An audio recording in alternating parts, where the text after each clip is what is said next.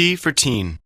This fall, there is only one way to get incredible as THQ brings the Disney Pixar theatrical blockbuster film, The Incredibles, to the PlayStation 2 computer entertainment system.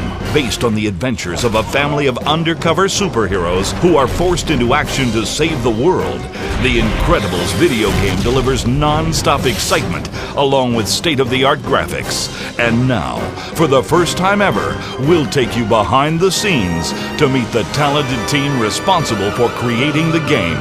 Welcome to the making of The Incredibles, the video game. First and foremost, The Incredibles is an action game. You're playing 5 different player characters, and they're all very different from each other in terms of their movesets, in terms of their combat abilities. Mr. Incredible is the head of the household. He's a big, strong guy that can pick up objects and hurl them great distances and take out a large number of henchmen in a single blow. You also get to play his wife, Mrs. Incredible, whose ability is to change her shape and stretch enormous distances, like plucking guys out of midair or grabbing a hook that she can use to swing across. They have 2 children, and you get to play either Dash, who's their son, who can run at supersonic speeds and avoid blasts and just run great distances, or their daughter, Violet, whose 2 abilities are to either turn invisible or form a force field around her. So in her levels, you get to use a lot of stealth. Well, the movie's about an hour and a half long. The game's about 15 hours long. So there's a lot of content that has been added to the game to make sure that it offers a competitive experience. So while we are not telling a different story in any way, shape, or form, there are places in the film where they might spend a little bit of time, and we're spending a lot of time. So for instance, maybe a 30-second scene in the film might be a 13-minute level in the game.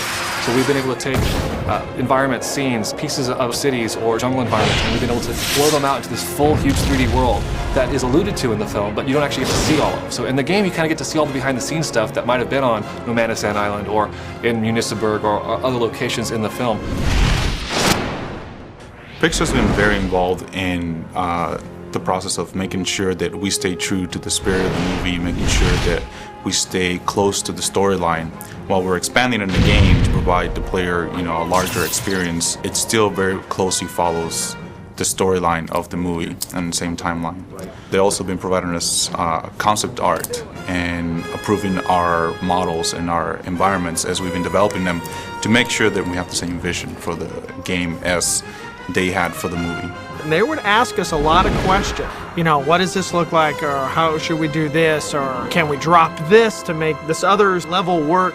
It's like, yeah, so there's a great back and forth. So I would say there was a lot of input both ways. The process of having the movie being made at the same time as the video game, I think it's challenging in a few ways. That sometimes, the video game can get further along than where we are in the movie. So if we're looking for reference or looking for, how a character might be moving or what the environment might look like, it's a little tough.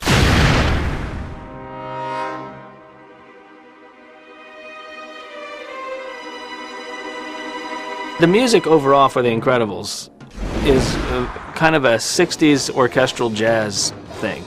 And the director really wanted that sound, that 60s sound. He wanted everything authentic, real instruments, no synths, nothing that wasn't there at the time. I enjoyed doing a lot of the retro sounds that we did. I enjoyed some of the sounds of the 60s and styles we were able to revisit, because it was a definite stylization that both we've been able to do with the game and the film. The orchestrators that I worked with on the film, they were able to help out and turn the film music into what is going to become the game music. And if you listen to them side by side, you say, well, yeah, that definitely came from The Incredibles. That feels like it's from the world of The Incredibles. People play games for a lot of different reasons. One of them is because they want to be transported to another world. Well, we're taking you to the Incredibles world, and we're letting you be incredible. Be the Incredibles, if you will. When you look at the quality of the film and the quality of the game and the amount of variety and great graphics, amazing places, a very distinct look and feel and style, it's got everything that you want out of an interactive entertainment.